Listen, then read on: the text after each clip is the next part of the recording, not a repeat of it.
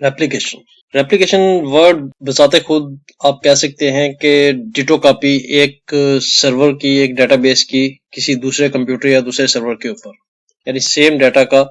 एक जगह से दूसरी जगह कॉपी होना या दो जगह पे अवेलेबल होना, इसको रेप्लिकेशन, इस प्रोसेस को एक जगह से दूसरी जगह कॉपी होने को एक हम रेप्लिकेशन कहते हैं। नॉर्मली जैसे कि डिफाइन किया जाता है कि data replication is the process of storing data in more than one database और नोड, यानी एक सिस्टम आपका कंप्यूटर जो है ना पाकिस्तान में पड़ा हुआ है, एक सिस्टम आपका, एक सर्वर जो है ना आपका यूके के अंदर पड़ा हुआ है, तो डाटा जो है ना जैसे ही सेव होगा पाकिस्तान के जो सर्वर के ऊपर है तो वो ऑटोमेटिकली सर्वर के अंदर एक प्रोसेस होता है, पीछे एक प्रोसेस मैकेनिज्म चल रहा होता है जो क्या करता है कि उस डाटा को वो कॉपी कर देता है दूसरे सर्वर के ऊपर। तो इस प्रोसेस को जो है ना हम रेप्लिकेशन का नाम देते हैं, और ये किसी डेटाबेस मैनेजमेंट सिस्टम के अगेंस्ट हो रहा होता है। तो इसका बेस पर्पस जो होता है वो ये होता है कि डाटा की अवेलेबिलिटी जो है ना वो इजीली हो जाए और अवेलेबल हो डाटा एवरीवेयर,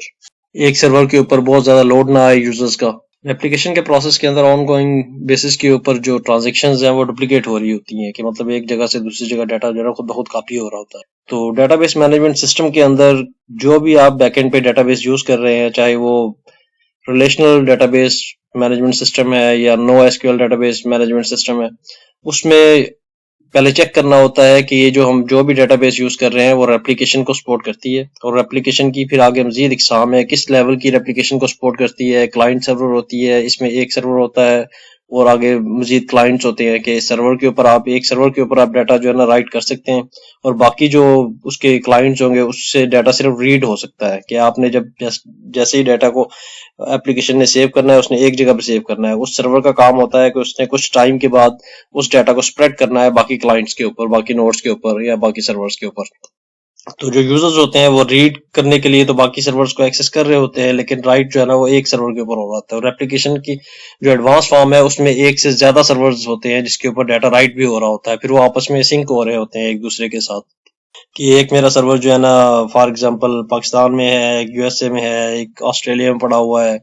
और क्लाइंट्स उसके हर सर्वर के साथ दो दो तीन तीन क्लाइंट्स पड़े हुए हैं, वो सारे आपस में सिंक हो रहे हैं, और डाटा जो राइट हो रहा है वो सर्वर्स के ऊपर हो रहा है, सर्वर आके आगे उसे कॉपी बना रहे हैं अपने बाकी क्लाइंट्स के ऊपर, और मजीद आपस में भी शेयर कर रहे हैं, सिंक कर रहे हैं। इस सारे प्रोसेस को जो है ना हम रेप्लिकेशन कहते हैं। एक सिंपल रेप्लिकेशन होती है, फिर एडवांस लेवल की रेप्लिकेशन में सर्वर ज्यादा होते हैं, क्लाइंट्स भी ज्यादा होते हैं, उसमें लिमिट्स होती हैं। फिर इसमें टेक्निकली और बहुत सारी चीजें होती हैं जिसमें ये बैकएंड पे जो है इसका जो डाटा का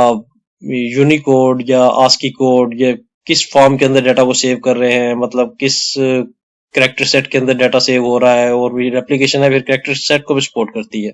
अगर आपकी फिर जो डाटाबेस बनी हुई है उसके अंदर मतलब किस तरह की लैंग्वेज में डाटा सेव हो रहा है, अब